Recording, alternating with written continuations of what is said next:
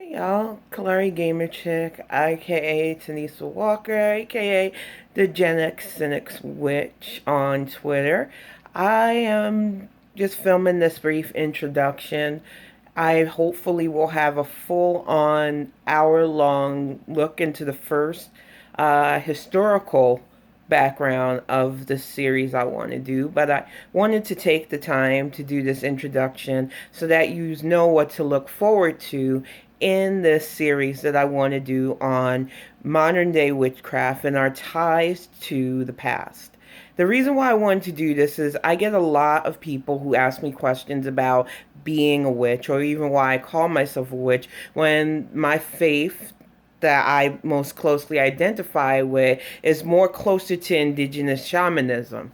And the reason why is several reasons, but the main reason it's easier for me to just say witch than tribal shamanism because there are a lot of people who take shamanism, especially people who aren't from a culture with ties to indigenous roots, and they twist it.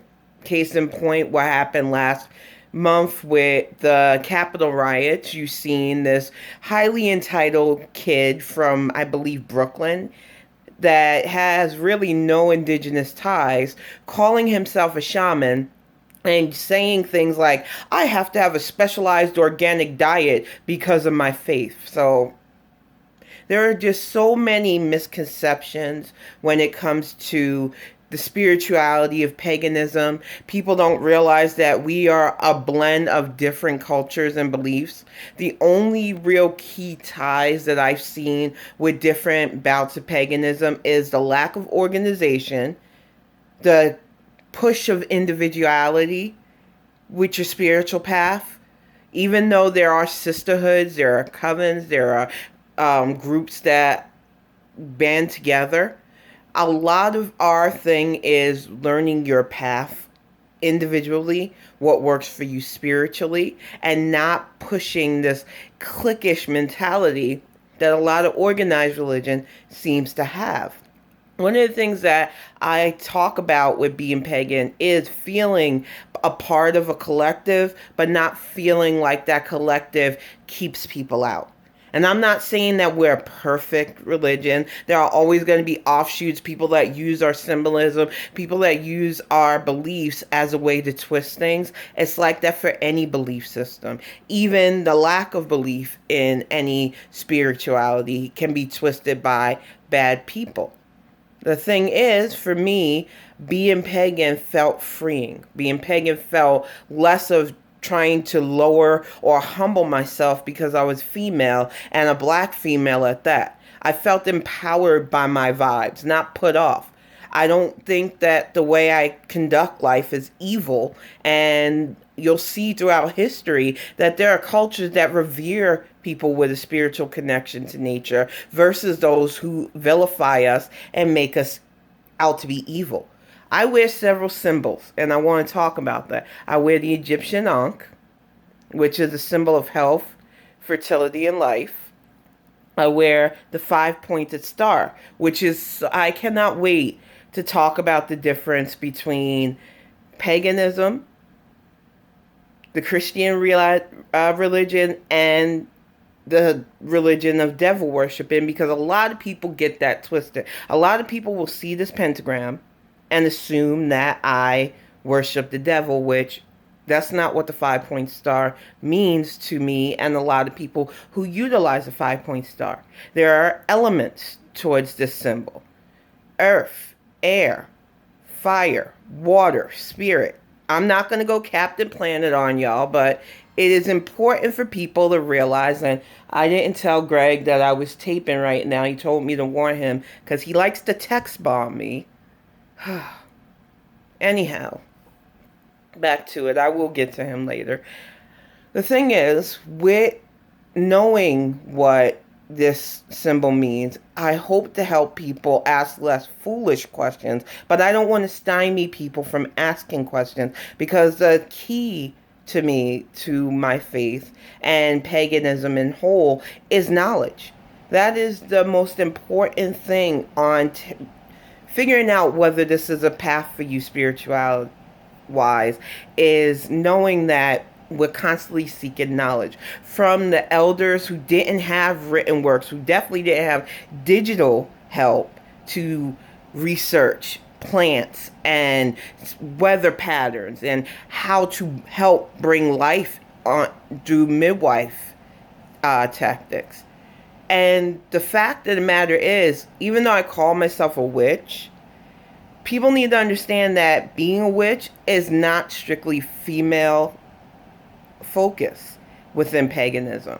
And even though a lot of males would like to call themselves warlocks or druids, it's all the same thing. We are people that utilize our vibes and connection to the earth and nature for healing, for guidance in life, for interpreting what dreams mean, for different things. But I will take it another level. Even though I do believe in a lot of natural things, I also believe in science. I also believe that there is a correlation between scientific fact, and especially dealing with the elements and nature and spirituality. I think that I hope that this series that I plan to do on YouTube will be helpful for people looking for information, curious, and for, yes, those who want to join the path, because there are just so many things that people, they twist. You got Hollywood's version of what witchcraft is, which is always showing off energy tossing and metaphysical actions that I wish we humans were wired to do that, but I don't, because we haven't even gotten it together on how to relate to one another just as basic human beings. You add actual physical powers to that, and this planet would be a really effed up place. I say that as you can see, a comic book fan.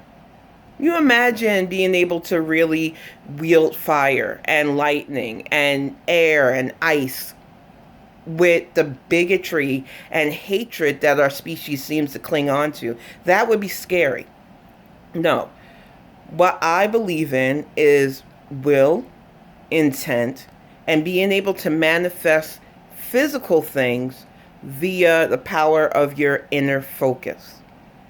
Say you have to get something done. Say you're fatigued and you need to recharge yourself, but you're not able to get rest. There are ways you can meditate. There are ways you can train your brain to power through something that you would normally not be able to get through because of being tired. Of course, you will need to rest after, and that is an important thing to anything in life, is getting rest.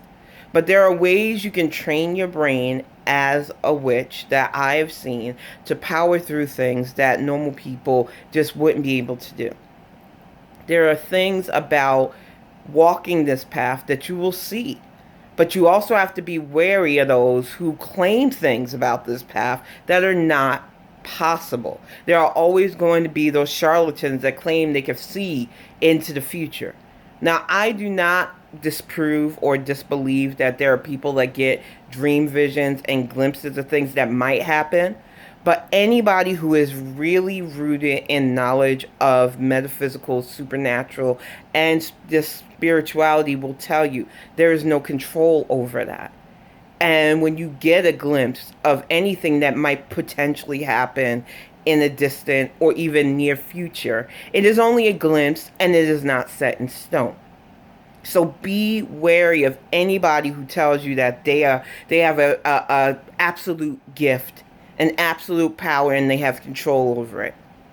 There's a difference between those who utilize their faith with intent and have things happen, and those who say they can make things happen. Always be wary, and every faith has those kind of charlatans. But I do see a lot of people, especially who try to push New Age stuff, that will flat out lie about their abilities, and it gives pagans and it gives witches like me a bad name. You will never hear me claim that I have powers and abilities that I don't have. There are many facets to why I don't do that, but one of the main reasons is I also live with schizophrenia and bipolar disorder. One of the first things they ask you is, do you believe you have powers? It's sad but true. I deal with a lot of schizoid thoughts, a lot of fear of things, paranoia is a very big issue with what I have. But what I don't do is allow that to crisscross into my faith. And it's very hard, I'm not going to lie. But I want people to understand that because of my faith, I'm able to navigate this very real illness of mine. So I just want this whole series to be eye opening that, faith comes in different forms, and that walking such a path doesn't have to be intimidating, but there's a history to it, and there are people out there that still to this day vilify it. I remember living in Florida, which is part of the Bible Belt here in the US, for those of you who might watch this who aren't from America, and wearing this symbol. I've had my 5-point star for, I think, over 20 years now. I walked away from the church in 1995, so well over 20 years. And when I had my son in this hospital in Florida, it was a Christian-based hospital, and you could see the looks. And you got them all over the Bible Belt. Whenever I walked around with my symbol showing, I was met with either looks of or outright rude questions about why I'm wearing such a symbol. But I had a midwife nurse who looked at my symbol and then smiled at me, and it gave me a sense of peace even before she opened up her mouth to say what I felt she was going to say. Actually, I didn't want to say I knew. She then pulled down part of her scrub shirt and showed her symbol. And just feeling, because I was a new mom at the time, I didn't really have my family. They were coming down to pick me and my son up.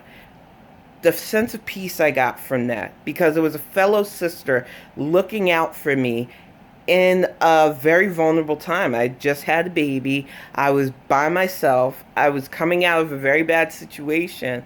It gave me this sense of peace, seeing a fellow woman who, despite living in the Bible Belt, is bold about her faith path.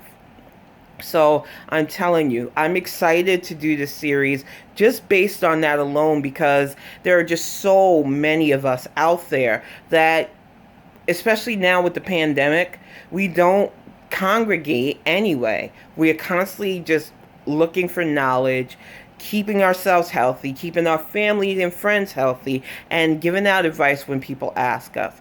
I want you to know that you're not alone. I see you. I see you whether you identify as male, female, or non-binary, because there are non-binary witches out there too. And shout out to you, because there's so much people don't know about us. So much amazing things that people don't know about us. I want to do a series that not only highlights our beliefs, but showcases beliefs from around the world and different cultures. Every single human culture has a tie to either witchcraft, shamanism, spiritualism that is not tied to organized religion. And there are cultures that still to this day revere and love their shamans and spiritualists.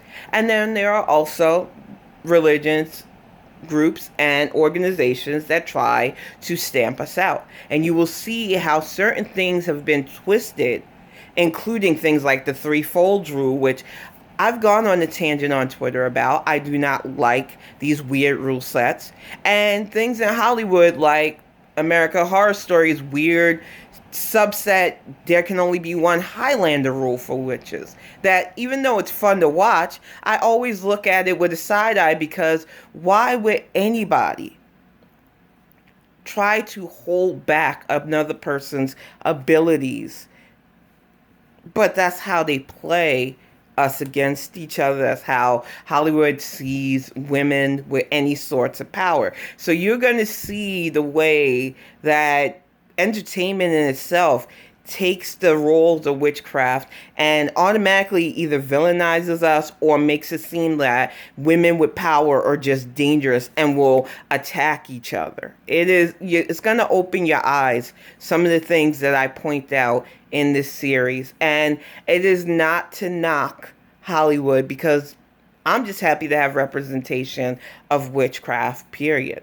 I just hope, especially with shows like WandaVision showing the fun side, but yet realistically human side to anything power related, that we start really researching and showing the differences between the fake fluff and special effects and the realities of what it means to have spiritual ties that aren't organized and that are more towards natural intent. But I'm going to wrap this up, go answer my text because I'm pretty sure he's going to say, you didn't text me saying you were taping. But I just wanted to give this brief introduction to what I intend on doing with this series. And I hope that if it sounds interesting to you, that you tune in for the next one. I am not really a YouTuber, so I'm not going to ask for you to follow or like or subscribe because that's on you. I am just going to do this whether people watch it or not, just so that people have it out there. And if you have questions about what it means to be pagan, especially if you're new to it and just curious, you'll have a place where you can click on, here's what this woman thinks. And I will always preface any video that I do on this that I am not the only authority on this, and that you should constantly look for other sources of information. That is the most important thing you can do in this. But I'm going to wrap this up. Thank you for watching, and tune in next week for a full hour video starting with the history of witchcraft.